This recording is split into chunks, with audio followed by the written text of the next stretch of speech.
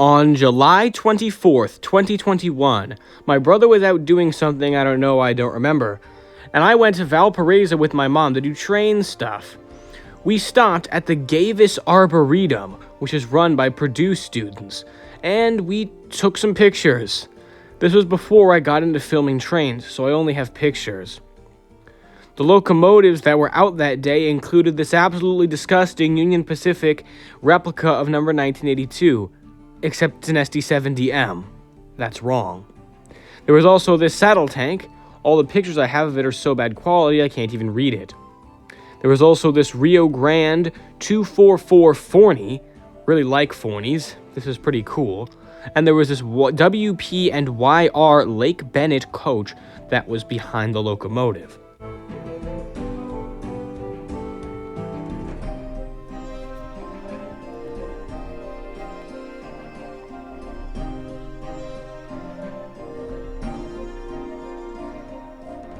On the highest track was James from Thomas & Friends. This is the Bachmann G-scale model.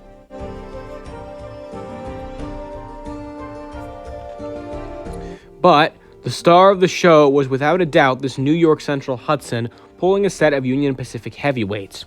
It was number 5344, which is the Commodore Vanderbilt, but this is the unstreamlined version. It's inaccurate because the unstreamlined version of Commodore Vanderbilt is supposed to have the skull and disc drivers, but whatever. There was also this 440 and an East Broad Top 280, which they never had, which was parked and static at the port. This bridge right here is undoubtedly the highlight of the Arboretum, and the trains are elevated at least 20 feet off the ground while going over it. In 2022, I was going to go back to the Arboretum, but when I arrived, trains weren't running. On October 7th, 2023, I finally got my chance to go back to the Arboretum. And better yet, it was a special event because somebody from Wisconsin had come all the way down to here to show off his trains at the Arboretum. This time, I was with Dad. Unfortunately, since I was using Dad's phone to film and Apple is for some reason compressing photos that are sent between devices now for absolutely no reason, a lot of the footage is only in 720p instead of 1080. Anyways, first we went into the depot, which is not a real depot. We saw this sign of quite a lot of different locomotives. And the first train we actually saw was the Santa Fe Super Chief, which was running out on the layout. Up in the corner there you can see Uintah Railway number 51.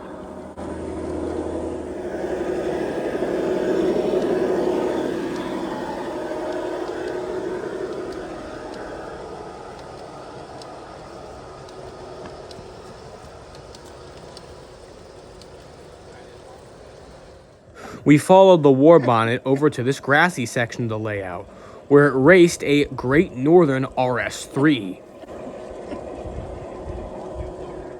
The chase continued as I tried to catch the two together heading through the port, which I did.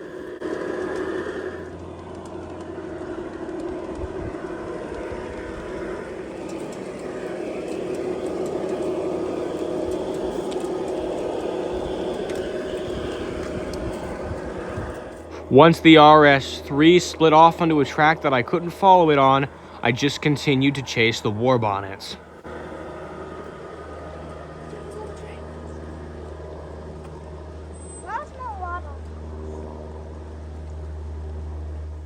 But that chase was interrupted by this trio of Jeeps pushing a boxcar.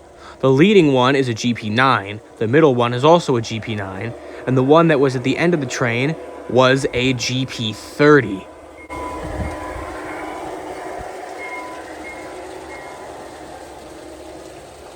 Staying on the left edge of the layout, I was able to catch this logging train, which is pulled by two geared locomotives. The leader is a Heisler, and the second engine is a Shay.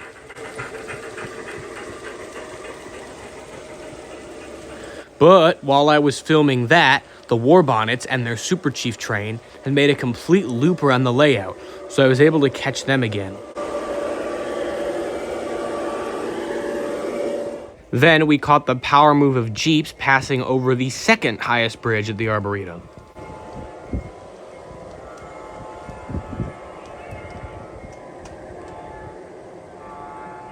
I rushed over to catch the logging train again as it swerved around the bend and into the middle of the Arboretum where we could no longer follow it.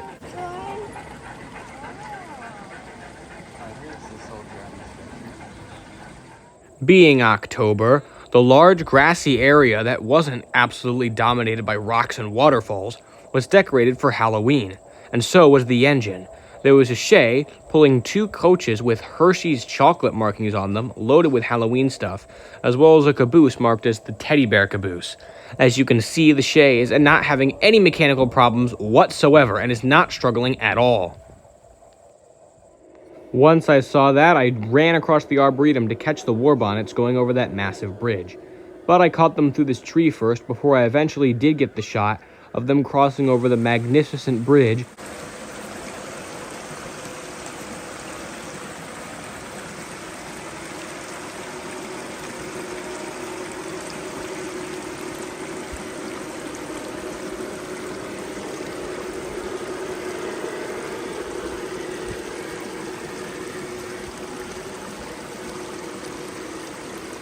Then I followed them to the left edge of the layout, where you can get your cameras really close to the trains, which I took advantage of for this shot.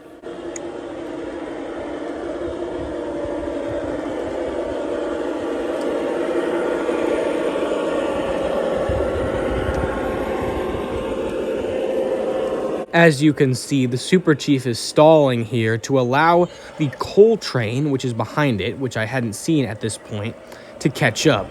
Since the Super Chief is faster, it would have crashed if it didn't slow down.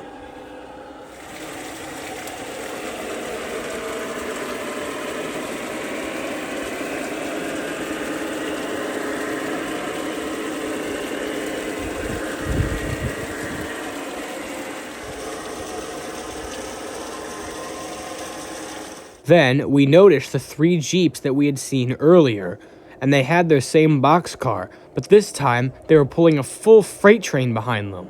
As you can see in the process, well, let's walk around the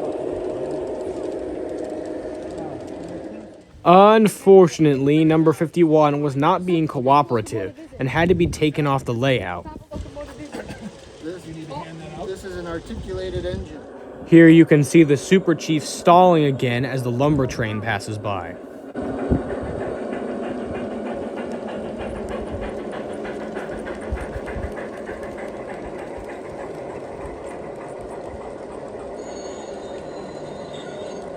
We go on a short chase of the logging train as it passes over this small creek.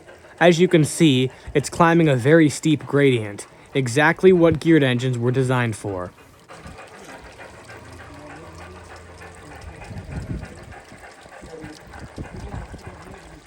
Underneath everything, there's another railway.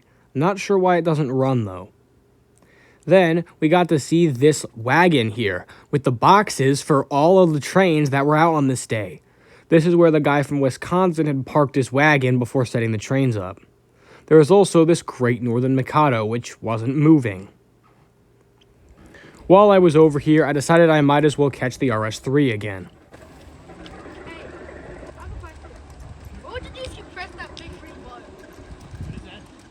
Then, my brother noticed a big green button. He asked one of the guys what the button was for, and he said it was to power a train on the track, but there was no train. That wasn't until this guy showed up and put a train on the track. Unfortunately, it wasn't working, so we decided to come back later and see if it was. Then I decided to do something a little bit out of the ordinary. The Jeeps were my favorite out of all the engines that were running, so I decided to chase them all the way around the layout in a giant circle.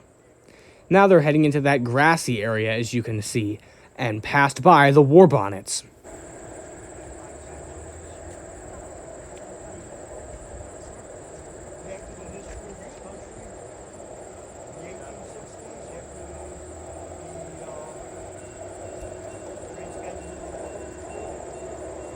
I also grabbed this quick shot of the Halloween shay before continuing the chase.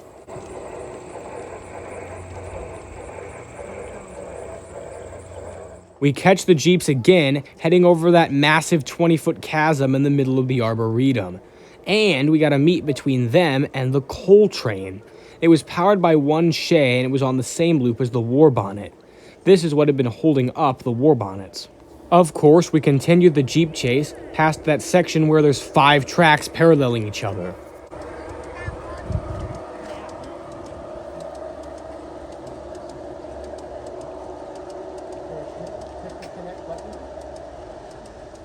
After unfortunately missing the log train, we catch the Jeeps again at the left edge of the layout on that weird windy bridge over water. I guess now's a good time to mention that the middle Jeep doesn't have any lettering on it because it was especially painted for a custom railroad that doesn't actually exist. It just hasn't been lettered yet. Now we catch the Jeeps passing by the war bonnet on top of this bridge.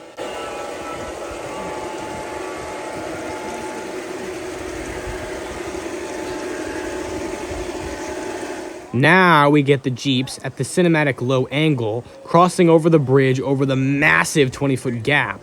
This is the one on the other side, inspired by the Golden Gate Bridge.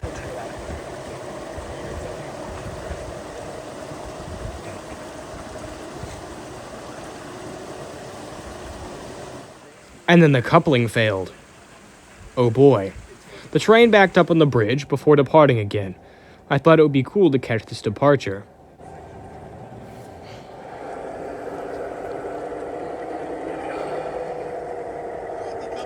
That wasn't until the coupling broke again. And then it broke again. And this guy had to come and re-engage the coupling manually. But finally, after all of that, the Jeeps were able to continue into the port area. Only one more catch and then I should complete the 360 loop. Or at least that's what I thought. Until this happened. Oh god, that's not...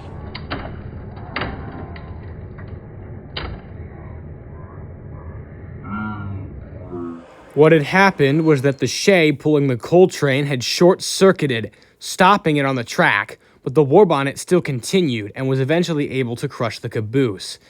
Oh boy. The Jeeps were now stuck and wouldn't be able to continue. Soon enough, the cleanup began, and the war bonnets backed up to allow the volunteers to come in and start re-railing the caboose. Unfortunately, part of the front deck was bent. As you can see, the Great Northern RS-3 barely had enough clearance to sneak by the cleanup operation. While we were waiting for that to finish, we decided to go check up on the button trade, and lo and behold, it worked. The engine is a Santa Fe 060 saddle tank, which never existed in real life, but I gotta say, the white smoke box definitely does look quite nice. Anyways, it was pulling what I can only assume to be a log car, as it passed by the small replica village. My dad said that that car there, on the right side that's closest to him, is actually a piggy bank, and he had one exactly like that when he was a kid. Same car, same color, same everything. As you can see, the locomotive sound chip is extremely screwed up in the puffing department. The engine eventually headed around this curve and then stopped at the end of the track like it was supposed to. However, when we pressed the green button again, it didn't go back. So we decided to leave. While we were filming that though, the cleanup had been completed and the Jeeps were allowed to proceed, allowing me to finally finish the 360-degree chase.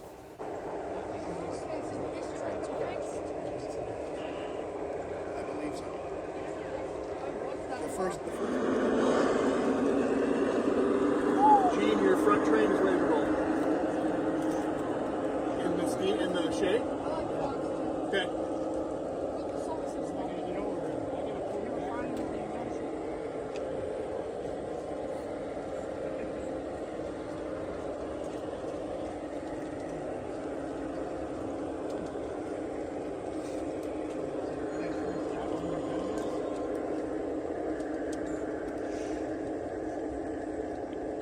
Hold on, dude. Yeah, remember Uintah Railway number 51 and how it broke? Well, it was replaced by this Colorado and Southern 260 Mogul number 8, pulling a mixed freight train. This locomotive was actually kinda good looking, and I decided that I was gonna follow it because it's the only standard steam engine on the layout. We also decided, just for good measure, to catch the coal train again before continuing the chase of 8, as it wouldn't be visible for a while until it popped out on the other side of the layout.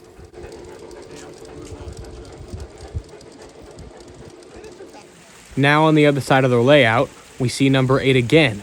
This shot was cut short because I wanted to get this one of it passing by this waterfall on this very picturesque bridge.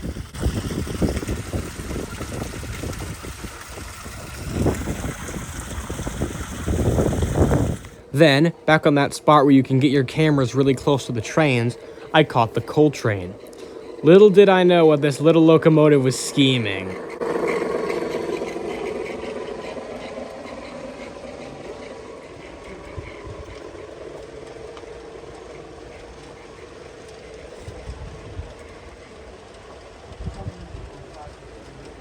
Then I noticed 3 trains coming at once. The logging train, number 8, and the war bonnet. I quickly set down my camera here for what I assumed to be a triple meet. That was, until the Jeep showed up heading the other direction, making this a quadruple meet.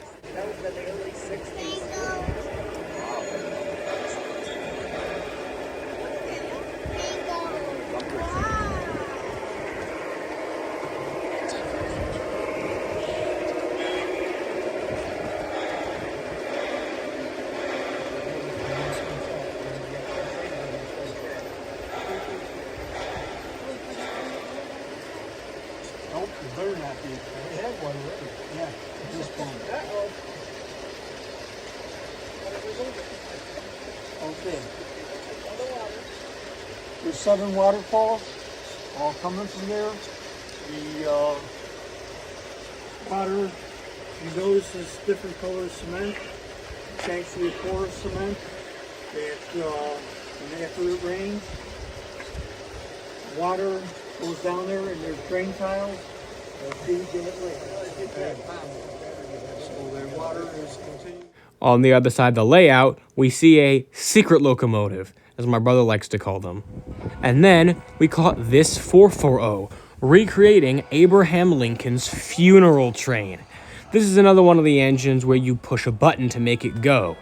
It wasn't very reliable and was kind of bouncy, I guess you could say, as it slowly jerked its way across the layout, but it was pretty cool.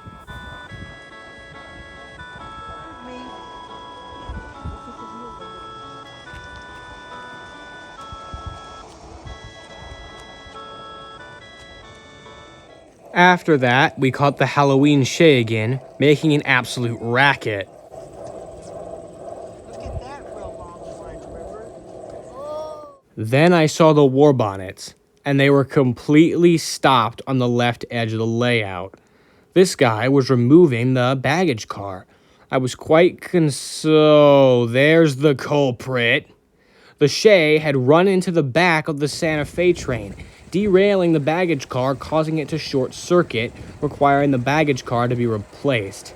The Jeeps passed by, presumably laughing at the war bonnet situation. Eventually, the baggage car was removed, and this guy went inside to go get a replacement one. Then, we headed back over to the Lincoln funeral train to catch it actually going forwards.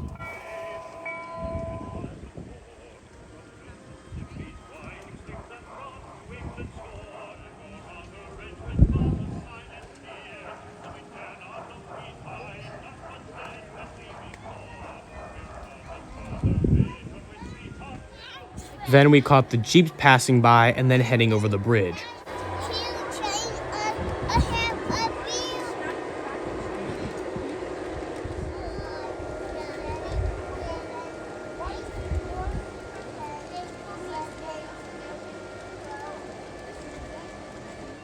Remembering now that the button trains existed, we decided to go back to film the Santa Fe saddle tank going backwards.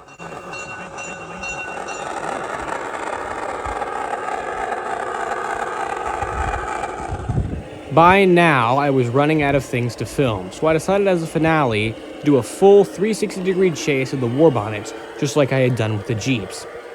As you can see, they now have the replacement baggage car.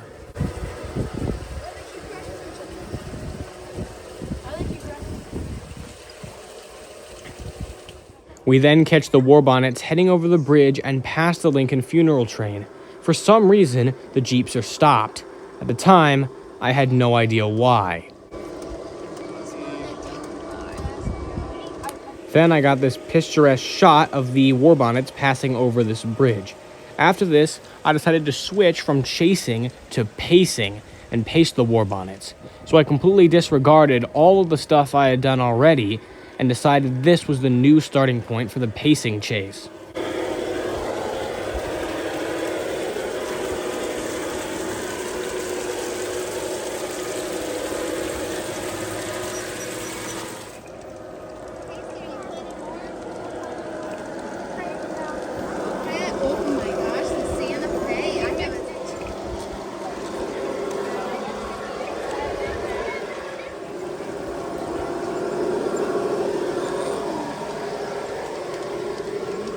But then the war bonnet stopped. Are you kidding me? The Jeeps, the reason why they were stopped in that spot was because they short-circuited. Soon enough, our rescue mission was put underway. But then we saw the Shay. Was it about to take its revenge? Wait, no, it stopped. Then we get a triple-geared locomotive meet as the log train passes by the Shay.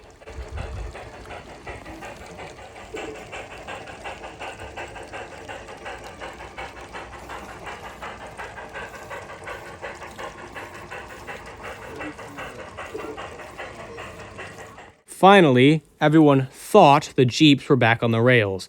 As you can see in this photo, the CNNW one wasn't on the rails. Unfortunately, no one noticed until too late. Wait, the CNNW one is derailed.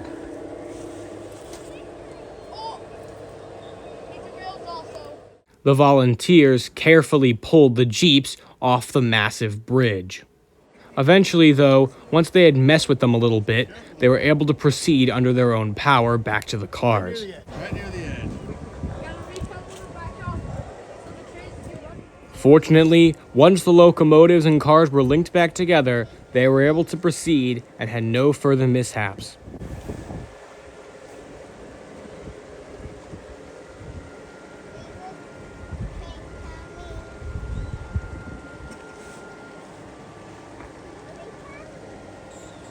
Unfortunately, the same couldn't be said for the war bonnets.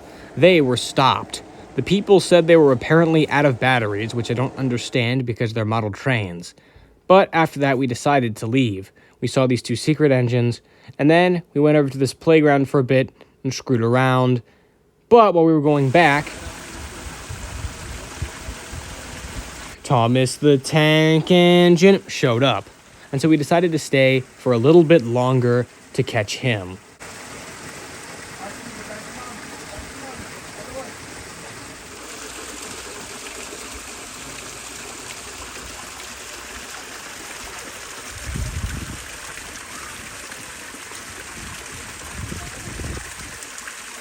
After that, we went and hiked down one of the many trails of the Arboretum for a bit before heading back to the car and going off to get lunch.